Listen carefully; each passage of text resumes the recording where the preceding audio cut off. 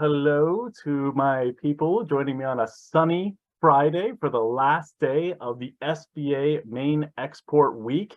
To celebrate, I did get my Hawaiian shirt on, but I do have a tie, so no worries. It is still professional. So this week has been hosted by the Maine Small Business Development Center and the Women's Business Center with the help of a lot of different people that we'll get to in a second.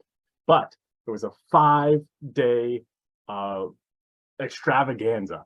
First day, we had the SBA kick it off and get the troops all rallied up, and we talked about, am I ready to export? What are some resources just to kind of dab my toes into exporting? So all of these are being recorded, so you can go back and watch different days. Day number 2, we talked about export assistance resources. We talked to Maine International Trade Center and a few other folks that went a little deeper into some of the resources that are available to you. Then on Wednesday, the 3rd day, we did the export finance programs. We had some local banks, we had XM Bank, we had the SBA. I was there too. I was on that one. Yes. and we'll get to you. You're the star today. So we had the export finance, everything about finance for exporting, including loans, credit, risk mitigation, and STEP program.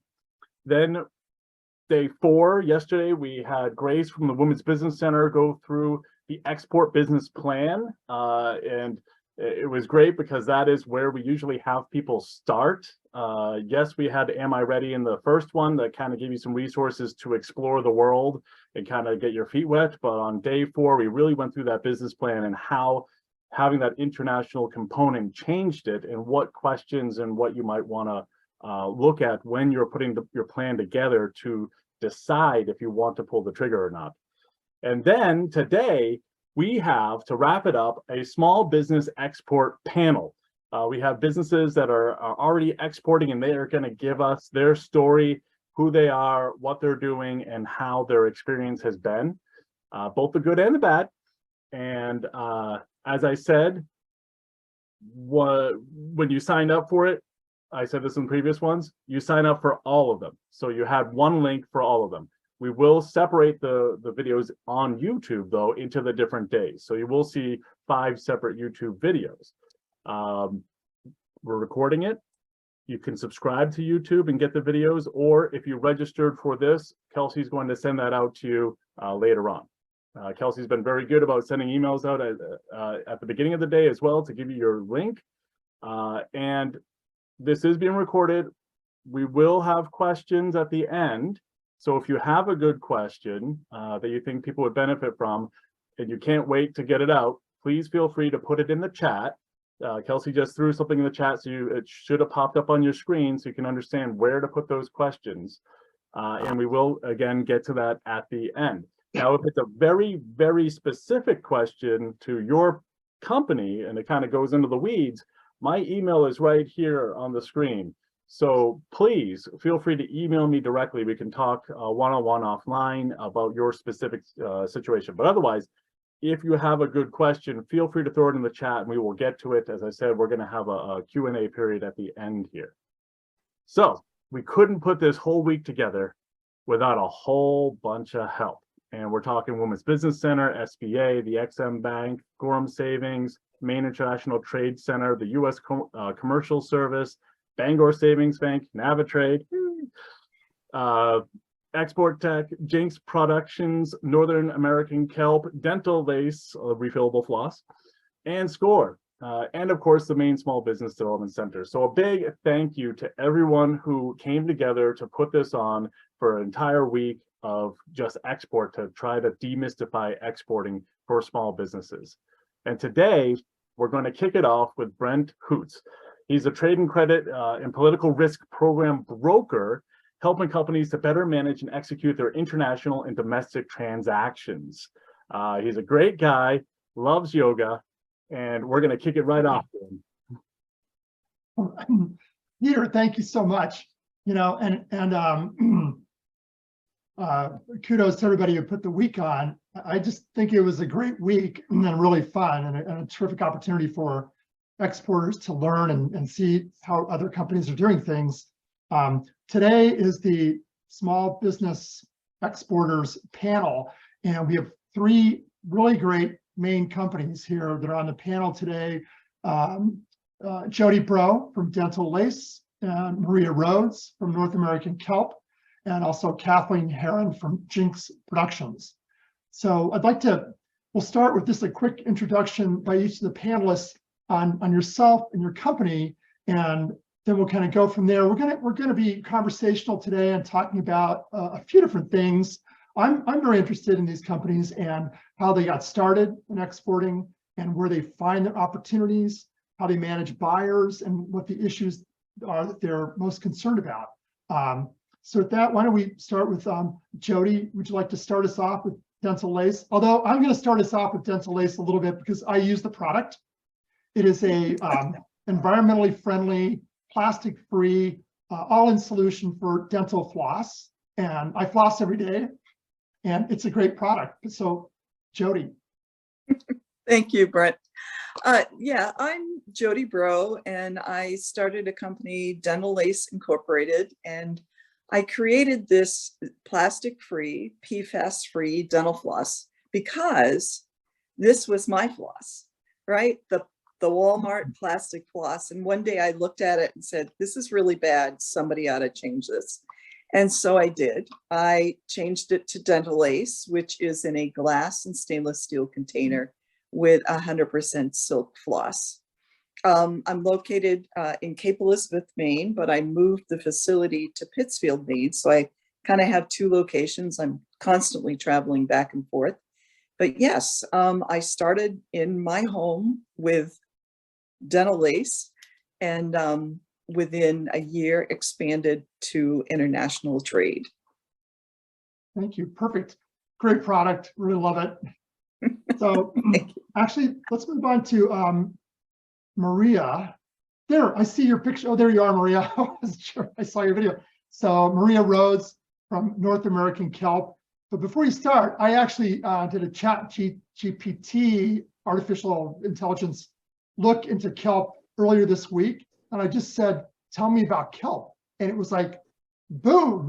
I was really astonished. I did not really understand how kelp permeates our society in so many different ways. So tell us a little bit about you and North American Kelp. Oh, you're mute. Oh, you said it. Uh-oh. You're still on mute. Goes. There we go. There we go. Pop-up box just came up. Hi, I'm Maria Rhodes. We work at North American Kelp.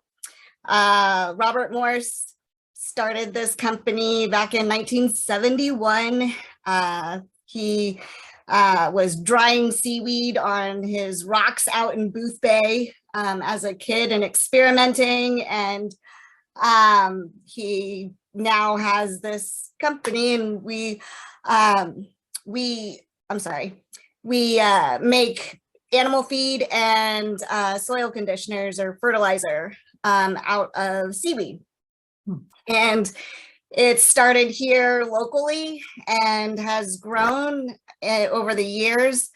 We started exporting probably back in the, 80s slowly, with a couple of customers here or there. And it has grown to many different countries now that we are exporting out to, which has been really exciting just to see the different applications that people are using seaweed with now. It's not just for soil anymore. They're using it for their animals and they're experimenting. We get wild inquiries to use it for applications like in water treatment systems or cement, different food products for human consumption, yoga mats.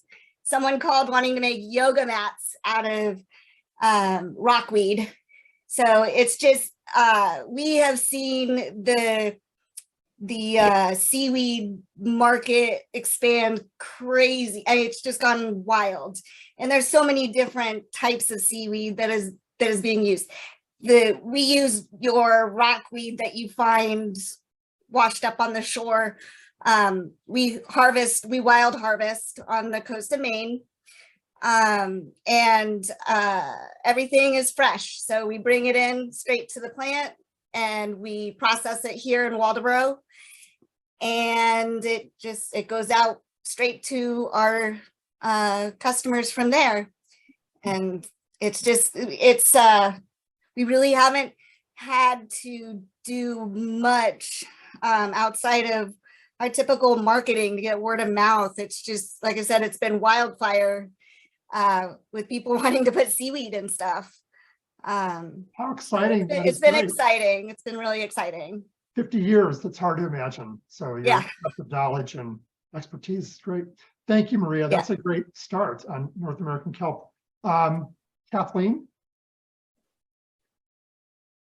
Hi, I'm coming. There you go.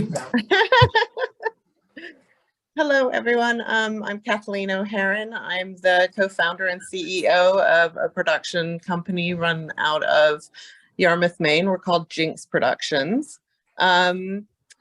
So we do content for television networks as well as nonprofit organizations for brands, for some corporate clients. Primarily our business though is for TV networks over in Germany, which is our exporter link.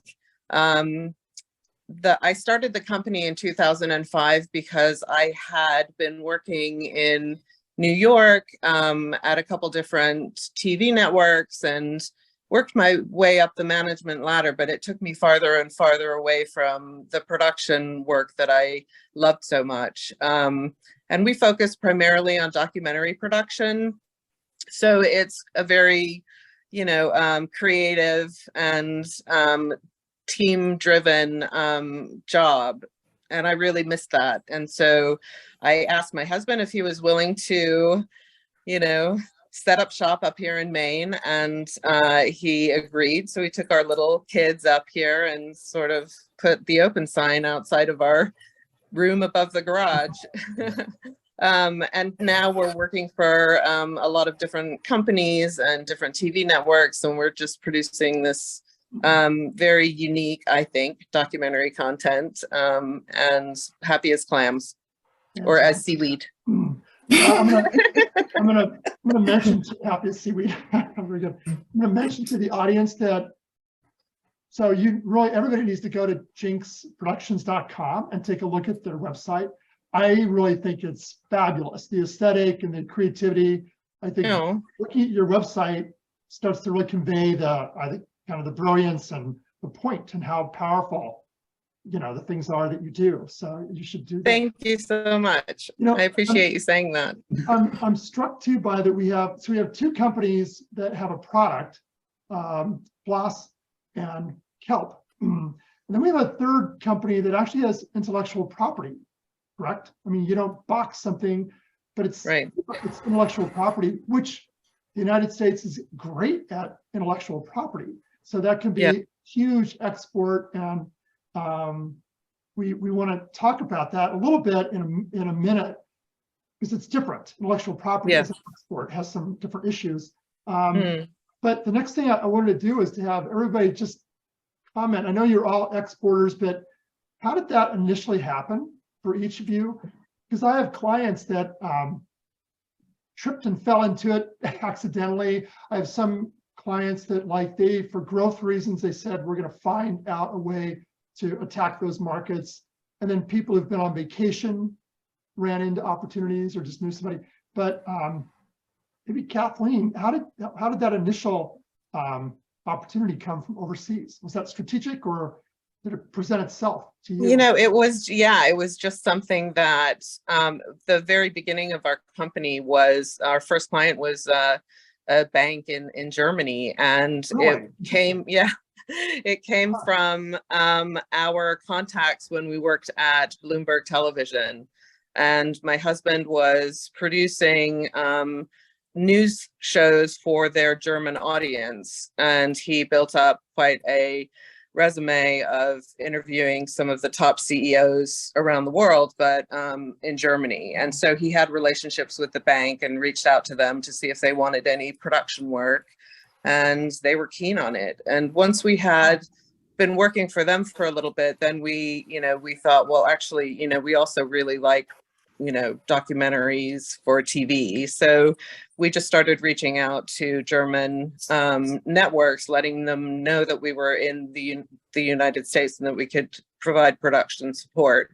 And then they started asking us for content. So that's kind of, and I never thought of us as an exporter. Like, I was just a production company making content. It didn't dawn on me until 2019 when someone said, "You're an exporter." Yeah. That's great. That's a great story. Interesting. Let's see, Jody. So your first, you definitely were selling what, locally first, then regionally, or how did you eventually get to exports? How did that happen? It all Tell me your happened. first client was your first sales were in Germany. No, but my first and only distributors were international. So I'm one of those that kind of tripped into it. And I'm also like Maria, I had retailers and distributors internationally that they came to me. I had no idea that they had how they found me. That was always my first question. How did you find me? So yeah, I started, like I said, in my home. I built a Shopify website. It was really bad. I was taking pictures of my phone and but it worked. And actually, my sister posted it on Facebook. You ended up with some really good press early on, though, didn't you, about the environmentally friendly and sustainable. Right. That became something probably the overseas groups saw that.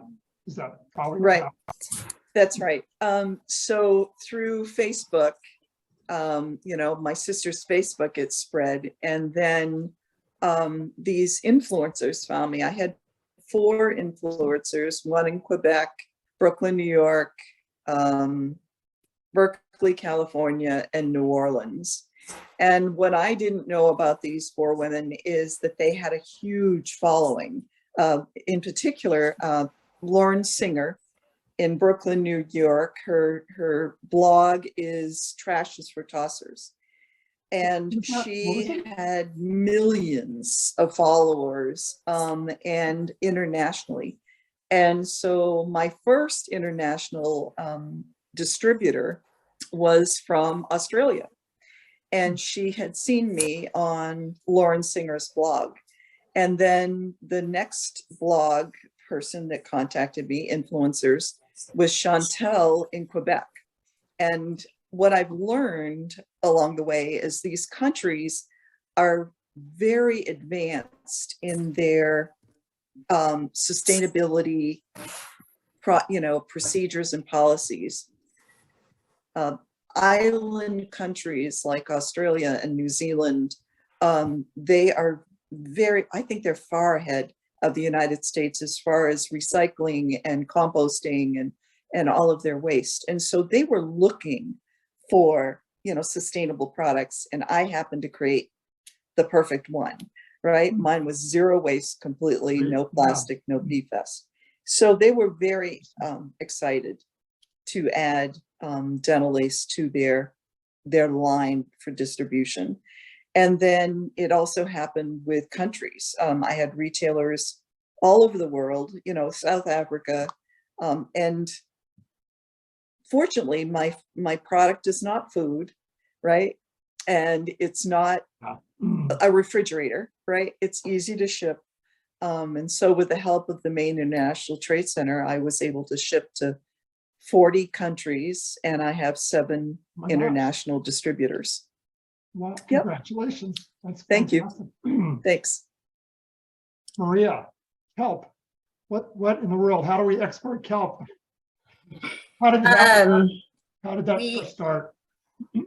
Well, Bob loves to travel internationally. He traveled a lot, mostly with his daughter when she was younger. They were the traveling team. It's kind of one of those, we had a product that they were looking for and contacted us type thing. It was kind of a lot of word of mouth. We find that a lot of them are getting their seaweed, it's Icelandic, and they were having supply issues, so they started contacting us. We get it fresh here in our backyard, most of us. And with a little bit of trial and error over the years and developing some strong relationships, we started with just, I believe it was France and China, or no, I'm sorry, Korea. And it is now expanded across to Italy and Australia and I think I said Korea. Spain is a big one. So we've kind of gone all over, and most of it is just them trying to find more suppliers for their product. So they purchase our liquid product as a manufacturing ingredient. So some of them mix it with their product and it goes into another form. Some rebottle it with their label on it. We also have a dry product that goes out as feed for animals, and all of which go by boat. And it takes some time. It is heavy product. We're sending pallets of product, and so to fly it, it's too expensive, especially with freight these days. So it goes boat. They go in containers all over the place. So it's interesting. I mean, kelp, when you think about kelp, there's kelp all over the world, right? Yeah. Is there any place there isn't kelp? I mean, well, it depends on what they're harvesting. So if they might be using a different type of kelp or seaweed for their product. We only harvest asco or your rockweed that is common in Maine, on the coast of Maine, and everybody that lives here knows how the coast of Maine is huge. right. So we have it fresh right there, and we bring it straight from our harvest locations here, and it's either dried or it's evaporated into different mixes for companies. Let me ask all the panelists. So I think about dental lace, and so floss, kelp production, production services. Do you have? I mean, you do have competition, but for dental lace, you might well be the only plastic-free, environmentally sound floss at all. I was. It's quickly how many people, said, "Oh, wow, that's a really good idea," and so I have many competitors now, but and then in 2020, the pandemic affected all of us with shipping and all of that, and so some of my distributors closed. They just closed shop, and so I've been finding other distributors. But yes, it's a small and light product. I'm not shipping pallets like Maria. I can stay under the radar as far as customs. We keep our shipping around $1,200, and they just do it more often, and that just saves them on customs fees and duty fees and the taxes. So, Kathleen, competition. It's interesting to me that a German bank or German companies would be interested in you here in Maine producing documentaries for them. But I think you mentioned to me that they're looking for U.S. themes on the content, right? That's You know, there correct. must be hundreds of production companies. How does the competition work for you with regard to exports? But it seems like you have a unique relationships and a niche, and you guys are really good at what you do. So Our competition, I mean, you know, we are the top go-to for any German networks who want work done in the United States. They get in touch with us, and it's mostly through word of mouth. We've never advertised or anything like that. I mean, I think that, you it's a know, everyone reputation can you've see. developed. Pardon? People have seen the end result, People and have now your seen- reputation, right? That's correct. People have seen the Yeah. work we do, but also they see, you know, anyone in the industry can see the data on our metrics, and they know that our content gets really good viewership and good reach. So, you know, that's one of the deciding factors for them. And they want us, but you know, we have Germans on the team, and I think they're more comfortable working with a company who understands the language natively, who understands the particular quirks of the German culture. And that, you know, that really helps when we're on location and we have to film very specifically something that we know is going to be a hook for a German audience. So part of your As market far penetration, as, so your market, when you think of Pardon market me? penetration strategy, this is not something we have here, we just ship it over. You're in the market with staff and people, and you have an office there, and you're there, you're immersed in. That's in German. right. That's right. And we also have a very strong network of the independent contractors and freelancers who we've met over, you know, the existence of the company. And they're also German speakers. So we know how to pull together a bigger team or a smaller team, depending on what we need, what resources we need. As far as German companies, they're looking for the same thing. They have products or services they want to sell in the United States. They don't necessarily want the cost of bringing a huge crew over, and they know that we can mobilize really quickly and that we have the diversity to be able to work with companies, organizations, TV networks, whatever. Our content is the same throughout. It's always fact-based, honest, truthful, sort of documentary style filmmaking that comes from a journalistic background. And they're confident that what we can do is present them in a real positive light, but in a way that feels authentic.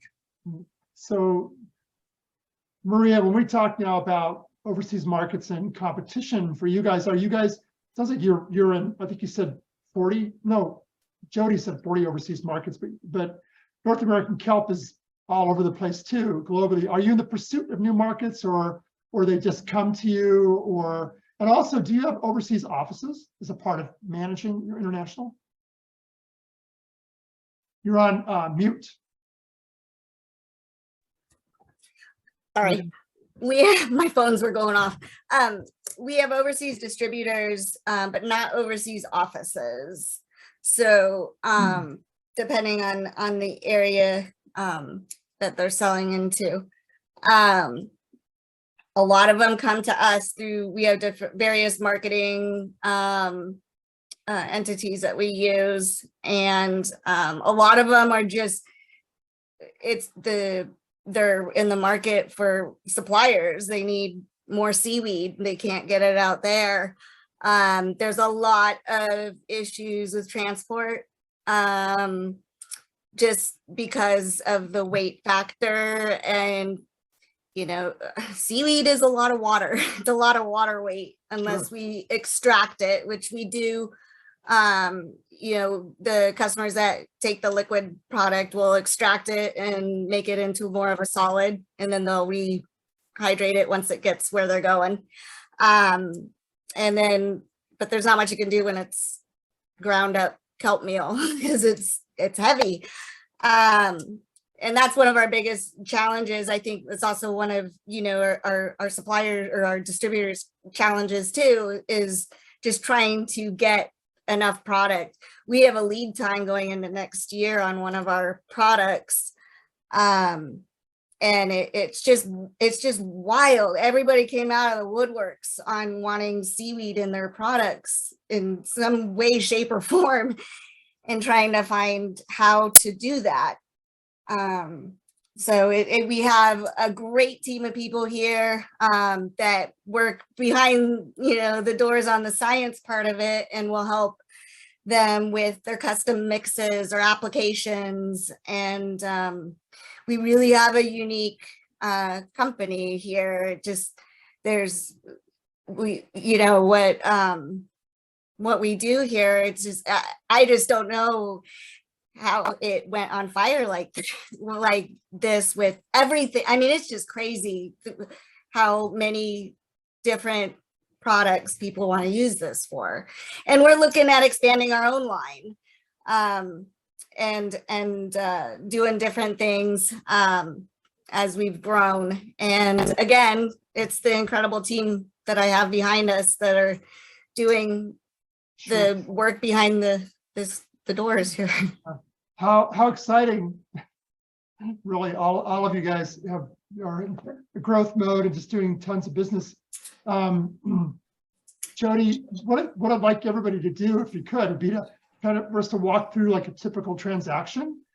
So you probably have different types of buyers. And Jody, you might sell, I know you sell to individuals, because I went online and bought your product as an individual. And you probably have institutional accounts, grocery stores, or different groups. For an export transaction, can you talk about a typical export transaction and how that works? Like I have a pump manufacturer in Oklahoma that sells $100,000 pumps to the oil and gas industry overseas. So a transaction is a big pump, and it's $100,000, and they give them net 30 or net 60 or net 90-day terms, and there's shipping issues and all these things going on. Can you walk us through what a typical export transaction looks like? Sure. First Related thing I to was buyer, I'm mostly concerned about the buyer, not so much the nuts and bolts of customs and all that, but I'm really I view that as nuts and bolts that we'll get our arms around. But what about your buyers a bit? I would receive an email out of the blue, didn't expect it. I didn't approach Australia. I'm always using Australia as an example because that was the one that surprised me the most. But yeah, there was Allie Loxton had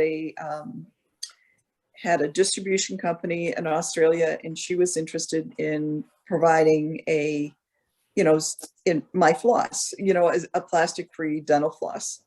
And so we worked together because I'm not Australian. I don't know, their regulations. So her both of distribution us. company, she was a distributor into Australia to all different types of end users or grocery stores, or. That's right.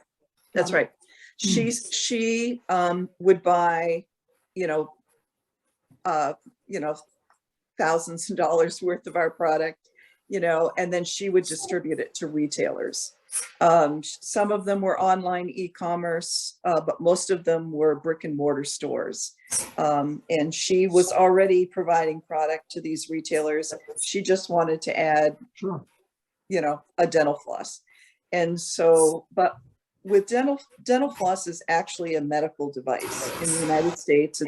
It's a class 1 medical device. And so there are regulations and import and export regulations with those kinds of things. So she and I just worked together. She was much more experienced with distribution and distribution in Australia and so I would just ask her, what do you need from me? What do we need to do? Blah, blah, blah. And she taught me how to do it. And then, I would go to the Maine. Sorry. Was there an approval required by the Australian government to allow that product in? Not in Australia, but in Canada there is. Yes. Mm-hmm. So we distribute to Canada, and it's the MDEL, which is I would say it's the equivalent of our FDA. So you have to register and pay them each year an MDEL. Yes, but in the case of Australia, there was not. Interesting. But that is something you have to think about, when they contact you, you need to Sure. know all, VAT tax and those kinds of things. So question on this example in Australia. So you have a distributor, sounds like she's a good distributor, already knows the market and is a good penetration strategy for you as a partner to really get into Australia to make that happen. So as a distributor, her mindset was probably, okay, Jody, I place an order with you. I'll get the product in 2, 3, 4 weeks. Then I'll get the product on into the market in 2, 3, 4 weeks. And then I'll get paid by the end user in 2, 3, 4 weeks. Would that be typical? So was she asking you for 60, 90-day terms? No, I didn't do that because I'm small and I couldn't, so, we would set up those kinds of things. I would send her the tracking number, she could, and then I expected payment, and in the case, I gave her 30 days, but the first one, the first shipment was due upon receipt of the invoice. And then once I've established a relationship with the company, I'll do the 30 days. But I do that with all of my companies, it's due upon the receipt of the invoice. And I've had that. Most companies have credit cards, or they can do it. I haven't had any problems with that. I do have a late fee that I charge, a 3% late fee if they haven't paid within 30 days. Okay. But that's usually how I've done, and I haven't had any trouble.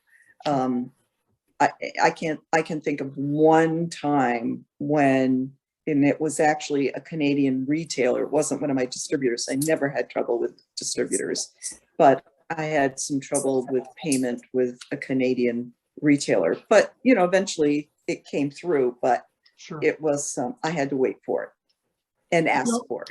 If you don't mind my asking, and please nobody on the panel, if I overstep my bounds and ask a question that I shouldn't, forgive me. What do your typical dollar size transactions look like for on the export side? So I mean, I would imagine. Are you asking me? Yeah, we'll start with you, Oh, Joe, okay. and Yeah. move on to Maria. So again, my product is light and small and light, and also it's a $7 product.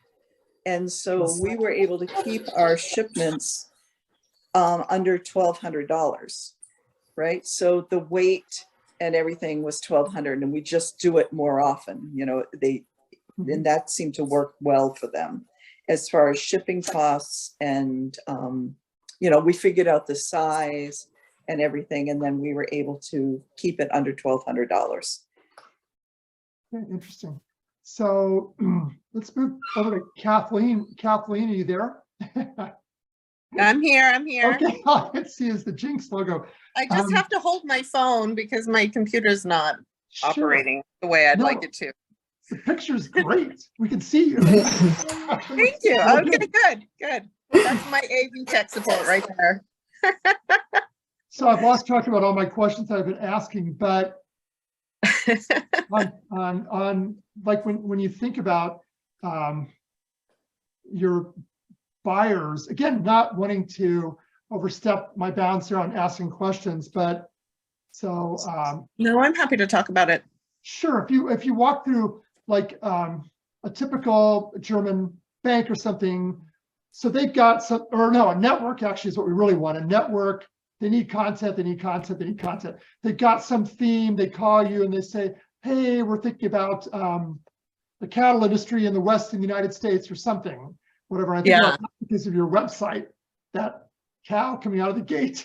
I know, that was a Promotion. rodeo, and our Yeah, cool. DP almost got trampled by a bull. So that was an interesting day. We've had a few of those escapades, but to answer your question, I wish it was that way. I wish the clients came to us and said, we really want this, go ahead and film it, but it's not that way. We every year we have a conversation with them and talk with them about our capacity and how much content we can create for them.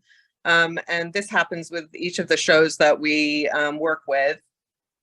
And they just give us a number. And so we spend a lot of time scouring the website, looking at content, other networks, TV content. We do a lot of YouTube viewing for ideas that we can pitch to them. And every week we send in a slew of pitches on they have an automated pitch entry system.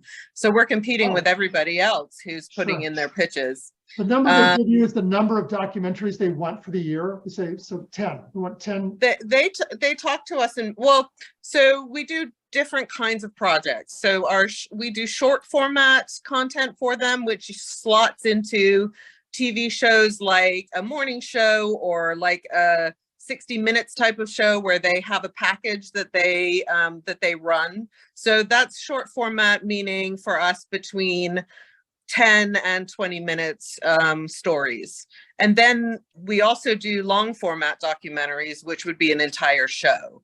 And those are the long format ones. They'll say, we want you to produce 3 of these shows for us this year. And for the short content, it's in minutes. So they'll say, you know, we need 400 minutes from you this year. And so we have to, they don't give us the ideas, very rarely. Sometimes they do, and that's golden. But when they don't, we have to find them, find an angle that will work for them, and then we pitch it to them. And the interesting thing about that process is we get to see what other production companies are pitching, and we get to see who else is trying to pitch stories in the United States. So if anything, that would give us an eye on who our competitors are. But up until now, you know, not too many. It's only if we can't produce something that an American story will go to another production company. And we have collaborated with the other production company who often, you know, who will get our stories if we can't produce them. We know them very well. They work from South America, so that's their kind of territory. But yeah, that's interesting. And then, you know, once we get a green light from the networks, then, you know, it's kind of production starts full tilt. We, you know, go into pre-production, we start booking logistics, making sure that the people we want to film with are agreeable to that. And, you know, oftentimes we'll work through the whole plan and we'll get to the day where we're about to go film, and, you know, the people who are the subjects of the story suddenly get cold feet and they don't want to do it and pull out. So, you know, we've already spent quite a bit of our resources. And we don't invoice until we deliver the product. So, you know, those experiences are super frustrating. One of them just happened today. And what we do in those instances is we work with the network to sort of, you know, come up with a fee that's fair for the work that we've put in up front for a story that they're not going to see. Interesting. You know, but yeah, so that's frustrating. So yeah, but risk. You're definitely at risk. We have a lot of risk. Yeah, we carry a lot of risk, but that's the industry. And I'm super thankful for the work that you and I put into getting that Exporter Express line of credit, because especially with the larger productions that we do, you know, we're fronting a lot of that cost. It's just the way that the networks work. It's unfortunate for us, but that's the way it goes. So we have to front the cost of it. We know that we're going to be getting paid, so we rely on those lines of credit to be able to pay those bills while we're producing. Excellent. What are the range of transaction sizes, if you don't mind me asking? So it's anything from about 15,000 to 200,000. Interesting. Okay. So this is intellectual property and productions, dental floss, and help. Maria, who do you guys sell to typically? Like, where your overseas buyers, not individuals probably, but more like institutional buyers of some sort? Who are your buyers look like? We are mostly supplying to either farms, growers, or distributors that are selling to those entities. And right now, Spain is probably our largest, or where we have the most product going to. And that can be, it can have its challenges going overseas with that much weight, because when they're buying stuff, or anytime we're onboarding a new export customer, it takes a while for that onboarding process. Most of them come to us with an idea, or they want to add, kelp to their product, but they're not quite sure on what they need to do to make that happen. Some of them are already prepared and say, we need this, this, and this, and we ship it out to them and they do their mixes. So when you're shipping product to a client, so you said this goes by ship? Yep. Going vessel. So that takes quite a bit of time. Is it cash in advance transactions? Do you extend terms to buyers you have a track record with? Do you extend terms? Right. And what are the dollar size transactions typically? So just like Jody had said, on any new customer, we do upfront, they pay as invoice, or upon invoice, receiving invoice. Depending on the relationship and what they're purchasing, we'll grant terms. But being that it goes by boat, sometimes it can take longer than 30 days. Last, was it 2 years ago, when we had all the ships were all and couldn't get anything through. I mean, we were seeing containers taking over 60+ days to get to where they needed to go. So, and we're out of that cash flow during that time if we're not getting, the net 30. So on some of our customers, we'll extend those terms. So it'll be 30 days upon receipt of the product. So if it takes 60 days to get there, we're out 90 days now if they're going the full 30. Right. So we have been blessed with partnering up between our banking institutions and helping us through EXIM and SBA to get credit lines to help with our cash flow during that time. And it helps the buffer. So once we do receive the payment, we pay off that line of credit and move forward. But it helps us with that interim time where we're not getting paid, because they're it's a large cost out there. We do all the production here in-house. And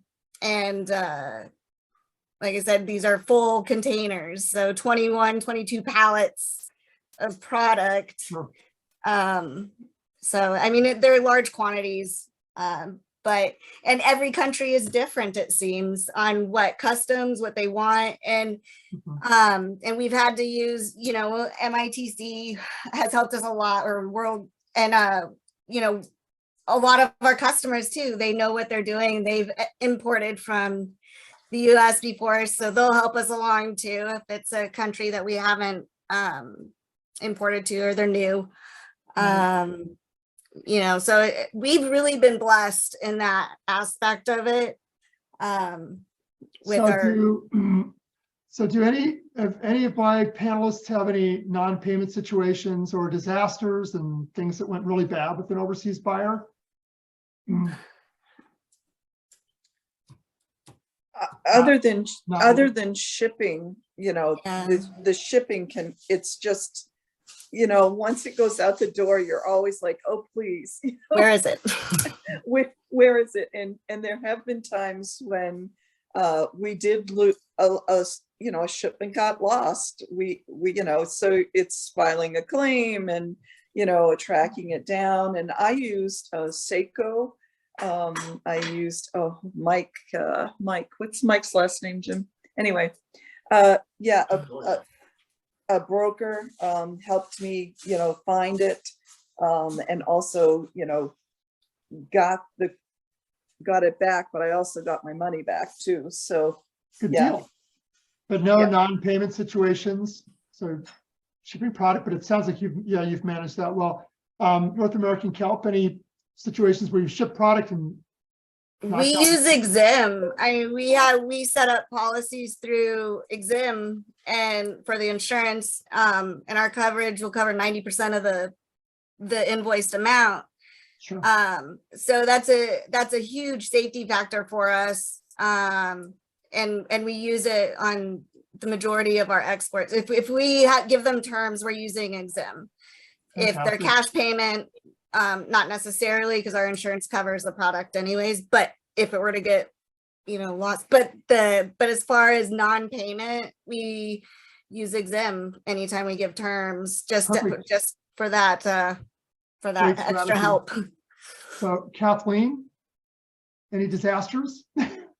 No, Non-payment situations? no payment disasters. We've had, the clients have been really great, paying very quickly. We've had other disasters, but not, but not that.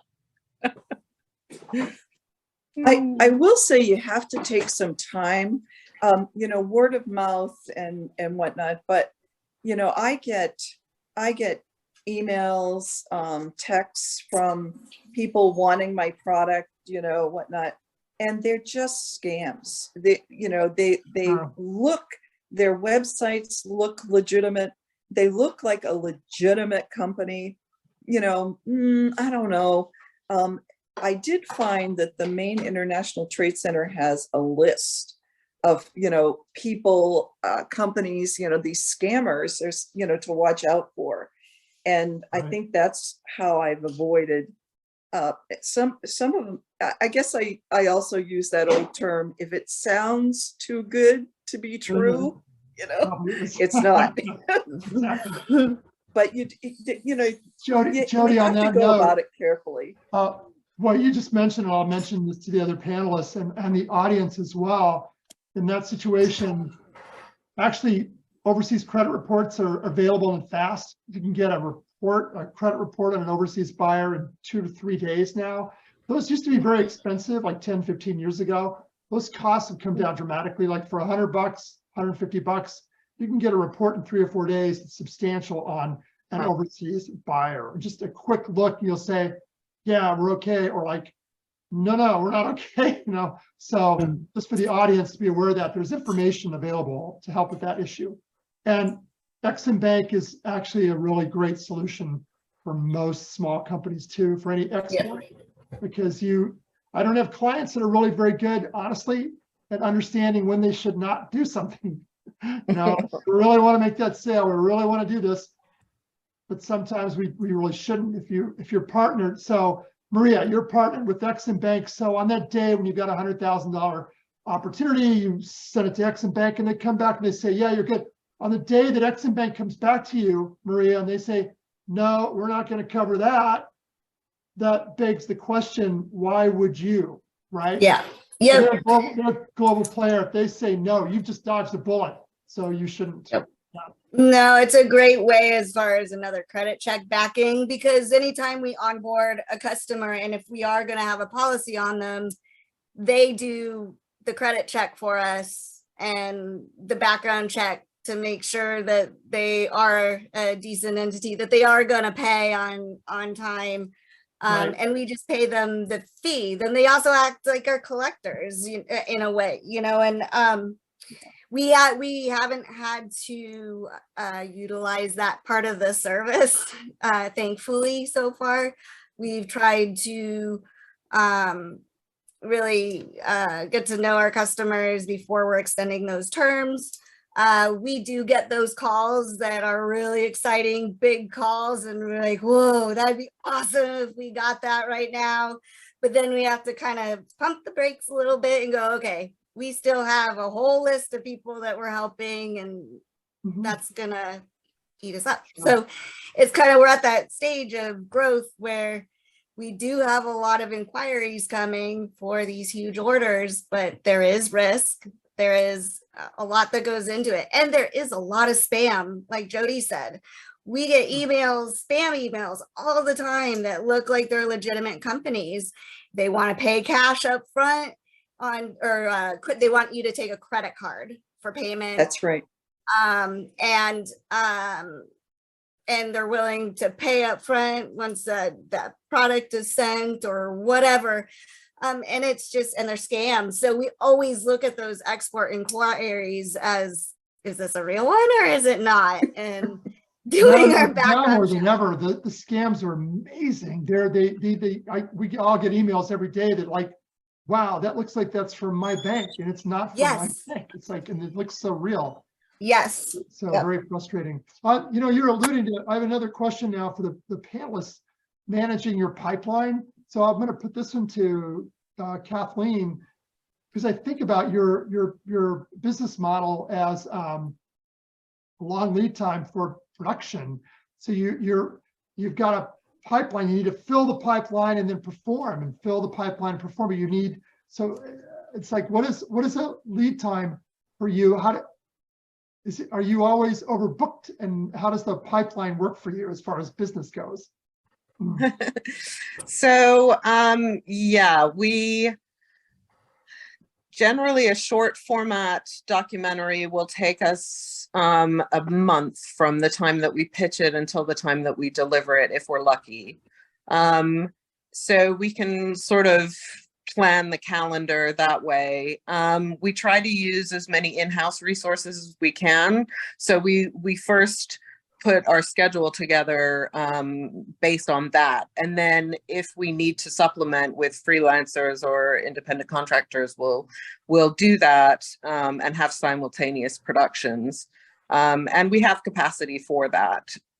So, you know, it's really a question of kind of knowing how much we need, you know, on a monthly basis, and scheduling out our shoots so that we're, you know, invoicing in order to capture the funds that we need to sort of move forward down the line. So we try and stay 3 quarters ahead of the invoicing as far as scheduling goes, so that we know that we've got enough in the bank should any of the payments be slower.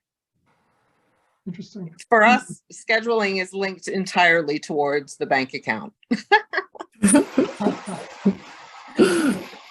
And I'm sure your employees appreciate that. Yes. Yes, they do. But, you know, we're very transparent about where we're at and what we need to do. And I think that visibility for the employees really helps them understand sort of the process and what we need to do, you know, in order to be competitive and to stay ahead on the books, and, you know, also to kind of stay ahead of anyone out there who might want to be taking our place. Got it. So Maria, on the international side, well, let me ask you another question. Percentage wise, what percentage of your overall business is international? About? We were talking about this the other day, actually. We are guessing probably 20% right now. So we're primarily in the United States, but we're growing significantly. What we have on the books right now, we're showing about 20-25%, something right around there. So the international piece is growing. You see there's everything's growing. It's all growing on as far literally, as Maria, literally it's growing. It's kelp. Yeah. Seriously. And it's fresh right there. No, I mean, that's been our, I guess everybody likes the story. They hear about, you know, we live in a beautiful state, and we're able, you know,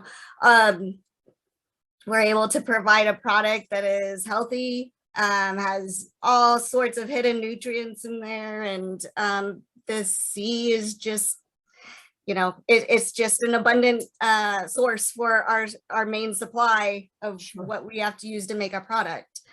And it's not readily available everywhere. And we're learning a lot as far as exports are concerned.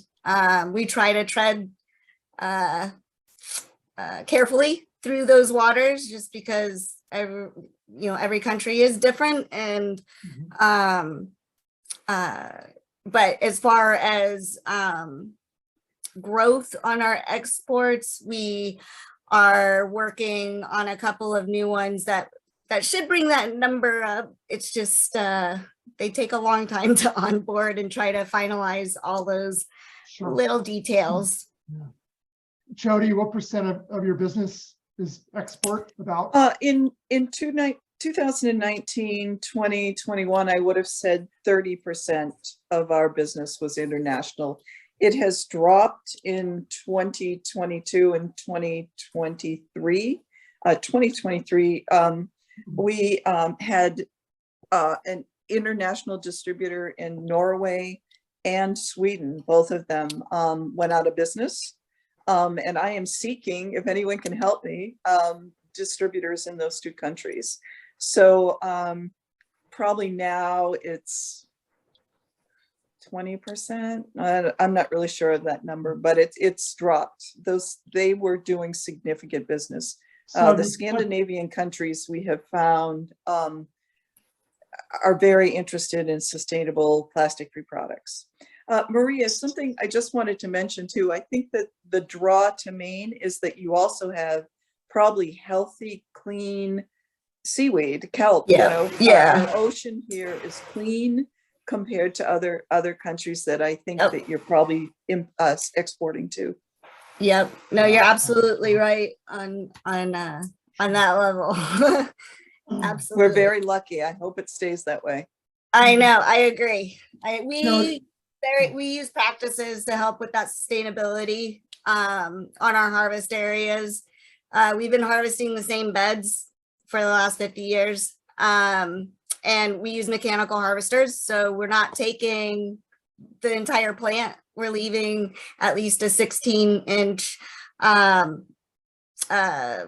stump that, I mean, you know, and it grows like grass. Like if you were to mow your grass, it grows thicker and faster. And so we really try to watch the areas to make sure that we're not over harvesting and then we can't go back and we're ruining the environment that we're using for our supply.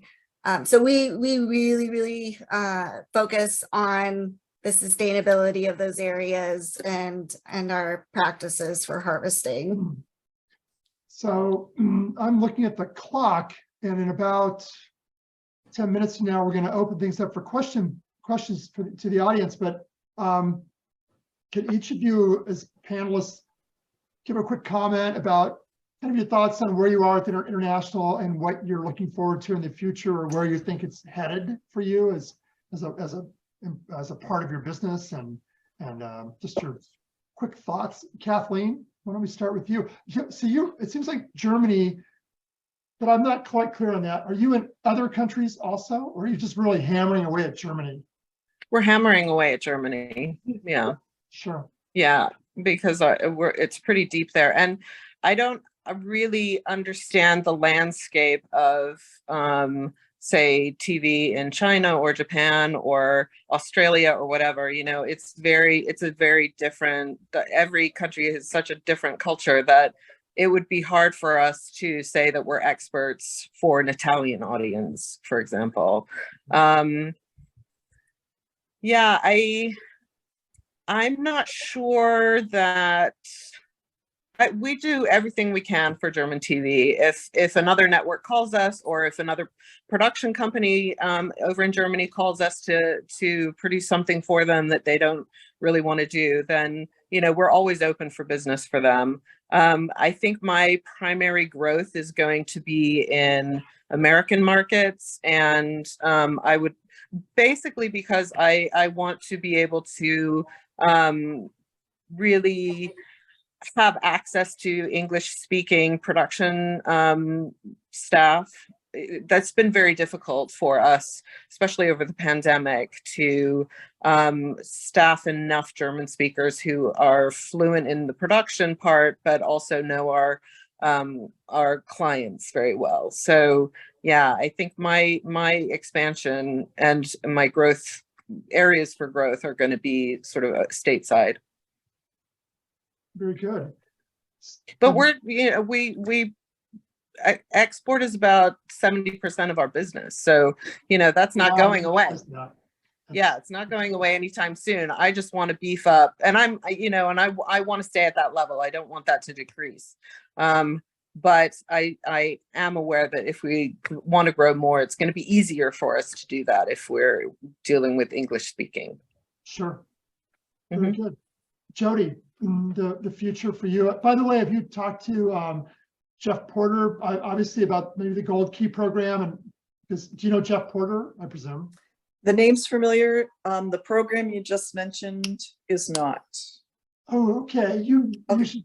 I'll get you, Jeff. So Jeff Porter is the executive director locally of the USIAC, the United States Export Assistance Center. It's a part of the Department of Commerce. His function, and he is phenomenal. He is super well connected. Their function is, one of the things they do is a Gold Key program.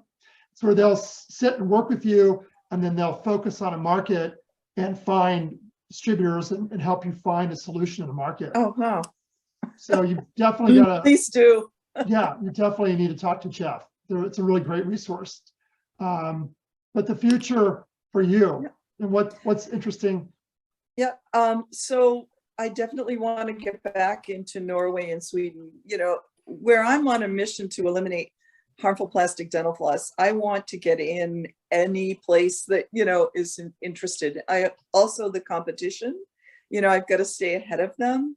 And so I would love to get back into Norway and Sweden. All of my distribution and retailers, I'd like them to increase their sales of my product, as much as they can. I'd like to hit a goal, give them a target and have them hit it.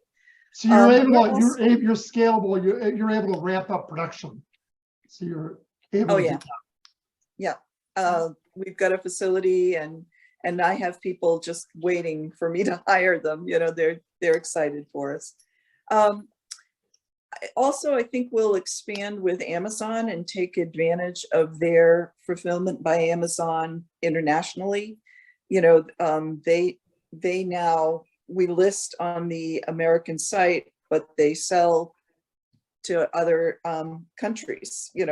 All of our Canadian orders through Amazon are coming through, fulfillment centers in the United States and Canada, but, we list in one spot.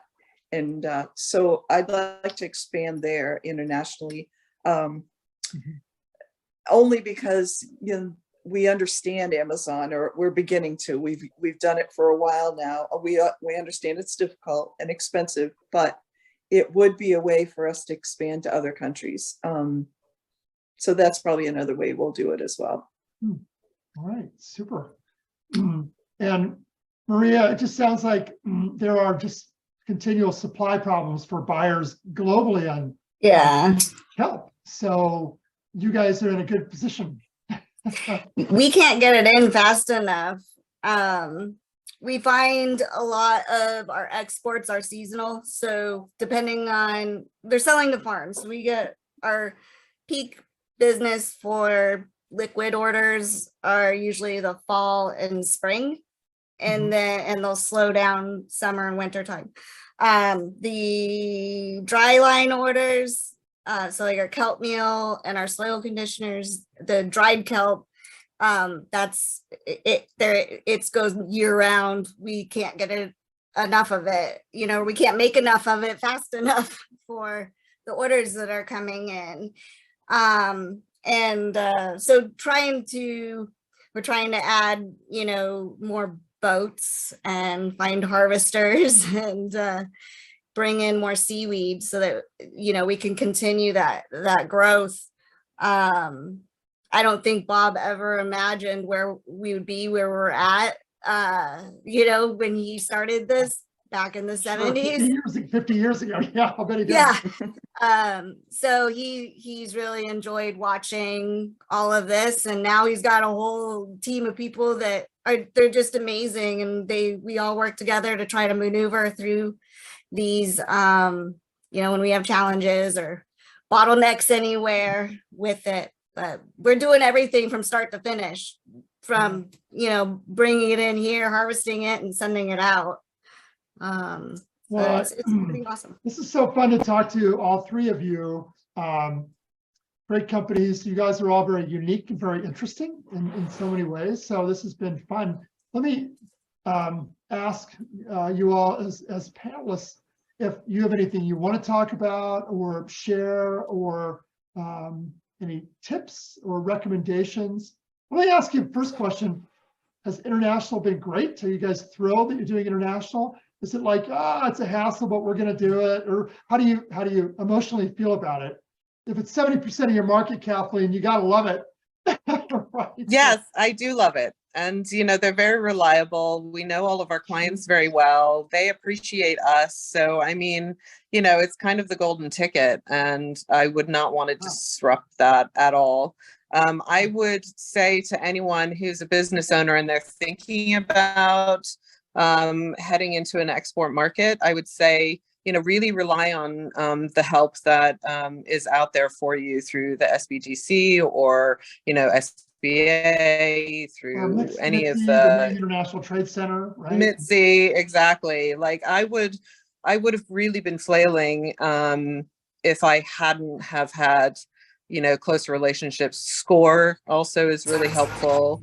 And if you're stating your intention is to try and export your products or services, then you'll have a team of people who will help you to do that. And the support is really, I don't have a board, I'm not a business person by nature. Sort of like bubbled into the position I'm in, but and learning on the way. But I feel like I have, all of that knowledge has my back when I need to to get some support. So that would be my big tip. Absolutely. Jody, Maria, any other comments or questions or thoughts, or if you might have a moment of brilliance right now that you can share with the audience? Or not. Just be patient. I would say my biggest thing is be patient. Like our onboarding process for our export customers takes some time. A lot of them want to come out and visit, want to see where the seaweed's coming. They want to actually see the harvest beds, and they want to see the plant. So our Chinese customers, Japan, like the Asian market, they want to see your, your facilities and everything. They're very strict on all of that. So there quality control is big. Yeah. Quality control is huge. Sure. And so a lot of them want to visit and do their research. That they do their testing. So we send out samples of product, do different types, through different times of the year. Mm-hmm. So that they can do their own science on the product and make sure that they're getting the right mixes. So it really is kind of it's almost like it takes almost a year, I would say, from start to depending on what they're doing with their product and at what stage they are. But we try to help them through all of that. And everybody that we have dealt with export wise have been very easy to deal with. They've been that's great to hear. Very polite. Like we've never had an experience where they were just not a nice company or they were awful to deal with or anything. But patience, we have to be patient. We get so excited over some of these inquiries and stuff, but we don't see the fruits from it until, a year down the line or so, when we've developed that relationship and everything has the signed, stamped, and delivered seal on there. So far, Kathleen loves it. Maria loves it. Jody, do you love it? It's been so fun. You can just imagine, me starting a company in my home, and that is so cool. Getting that's inspirational. And then, I've grown to a facility, but then to be contacted by these countries saying, we love your product. Yeah. Would you send us a sample? Fantastic. We want to offer your product here. It's just the most exciting thing. And it's so fun to be able to tell people, we're in Australia. I would love to go to all of these countries and see my product on the shelf. Yeah, I'm sure. What fun would that be, right? Yeah. Yeah. It's satisfying. If I'd like one more thing to say, Kathleen and Maria, this has been fascinating. I had no idea. Totally I'm agree. from Maine. I've lived here all my life. You know, I know Kathleen, Maria, no idea that this was happening. Wonderful. So great to meet you both. You and too. to hear about your companies. Thank Well, you. I can only say thank you. Likewise. Everybody. Yes. I think what we might do is open it up for questions. Kelsey, do we have questions?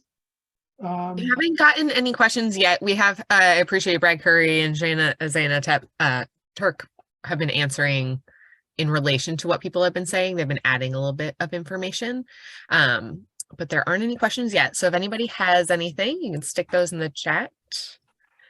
I can imagine there are no questions. We've been brilliant here today. We've answered everything. What questions could you have?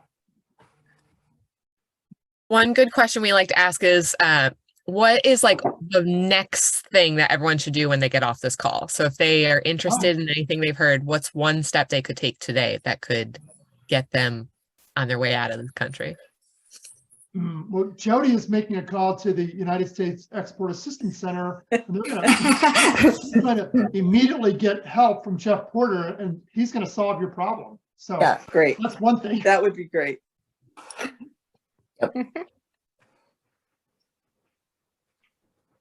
Thank you so much. The discussion was great. Couldn't have asked for anything more.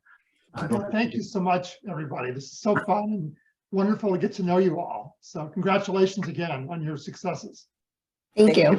Thank you so much. If there's no questions, that'll wrap up Export Week. Yay! 5 days of fun. As I said, they're going to be recorded and put on YouTube so that you can watch them at your leisure. Because everyone wants to hear me at 2:30 in the morning, right? Well, this is the second annual, so we'll probably have a third annual. So keep your eyes out for next year when we do this again. Great. Great. Thank Thank you. you so much. Thank you, everyone. It's been a blast. Kelsey. Thanks. Everybody. Bye. Thank you so much. Bye-bye.